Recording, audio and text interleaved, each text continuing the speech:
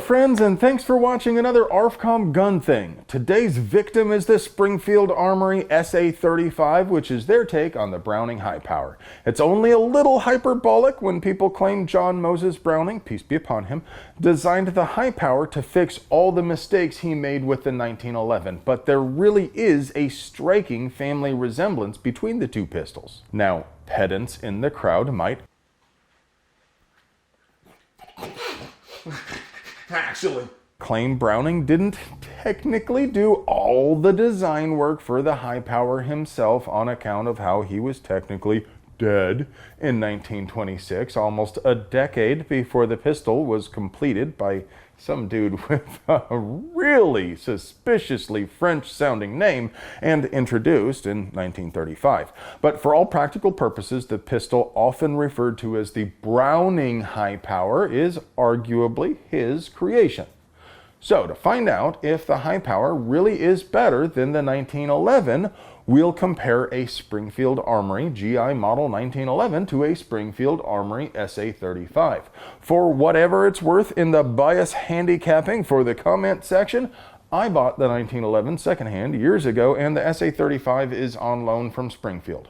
We'll put each pistol through a series of highly scientific testing to determine their relative usefulness as a battlefield sidearm and as a modern concealed carry piece. Thanks to our sponsor Spartan Armor Systems for making this video possible. Spartan Armor Systems is dedicated to providing the best American-made body armor in the industry for civilians, law enforcement, and the military. You can find out more at SpartanArmorSystems.com. Protect what's yours. Because the 1911 was carried by Americans and the High Power was carried by Canadians in the Second World War, I've asked ultra-American Frank U. Dixon and world-renowned Canadian Doug McKenzie to join us to help lend context to the testing.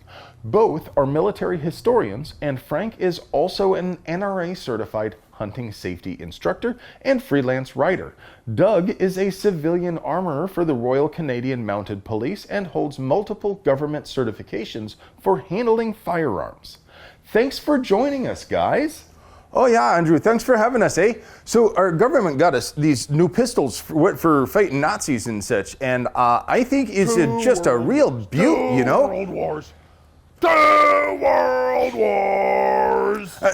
Not that there's anything wrong about your pistol, of course. We all think it's real nice too, eh? But we found the higher capacity to be just real helpful when it comes to killing Nazis, you know? And we like to keep our tails on our beavers, eh?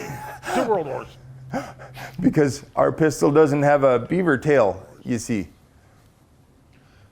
That's because you Canucks don't know nothing about subtlety. American GIs didn't need extra bullets because they snuck up on those Nazi bastards and beat them to death with old slab sides.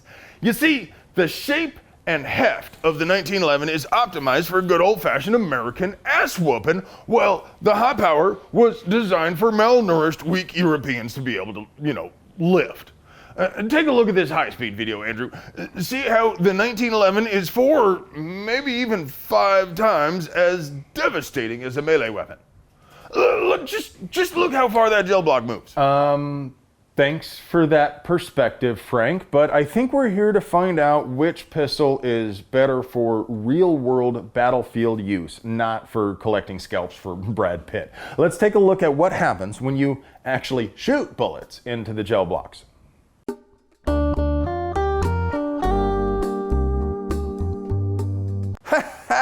Take off, hoser. You could see that 9mm was a larger wound channel, eh? And we've got more of them too. Yeah, well, shooting goo don't tell you nothing about shooting real meat. What happens when you shoot real chunks of flesh in, actual field shooting positions? Glad you asked. I did actually take into account the effect of real-world shooting positions when I conducted this next test, and I carefully recreated the actual shooting positions used by the US and Canadian armies respectively.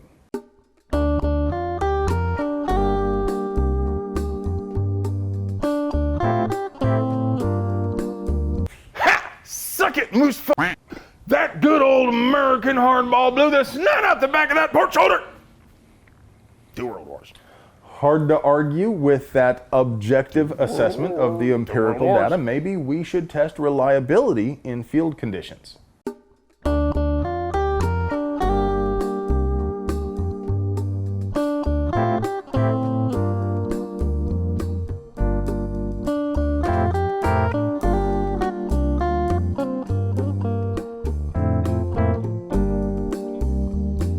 Both pistols ran flawlessly even when exposed to TSA spec calibrated field debris simulant, although the 1911 was heard complaining under her breath about how inconvenient the whole thing was, and she was getting silly string all over her holster.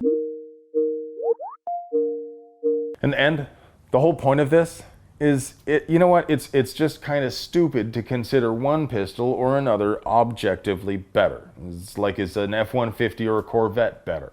The high power is a little lighter and a little smaller than the 1911, and it does hold more bullets, and poking more holes more quickly is what wins fights. Both are perfectly serviceable handguns, but let's be honest, even if you aren't willing to say either is necessarily the O word, both are also a little larger and a little heavier than most people would prefer to carry daily. So the obvious question is, why? Why does anyone even buy obsolete guns like these in the first place? Okay, well, first of all, let's get something out of the way. There is just nothing wrong at all with buying a gun just because you think it looks cool or because it's fun to shoot. Shooting's fun. And even if you wouldn't carry it every day, maybe you do want to carry something a little different or a little more refined on special occasions.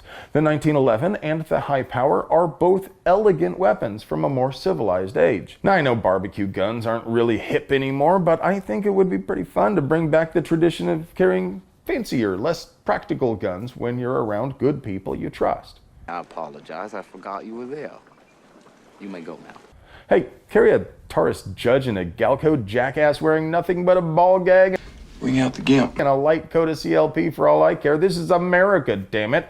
And the day I justify why I want to buy a gun is the day... If you like watching videos about pews and want to help us keep making them, please help us keep making money by supporting our sponsors. You want to see in the dark like a superhero? TNVC.com has you covered. And if you already have your night vision needs covered, or you need to bank more XP before you unlock the night vision mods, you can still get all your white light needs and cable management and IR laser and bum-ass swag at TNVC.com. Thanks for watching. I love you.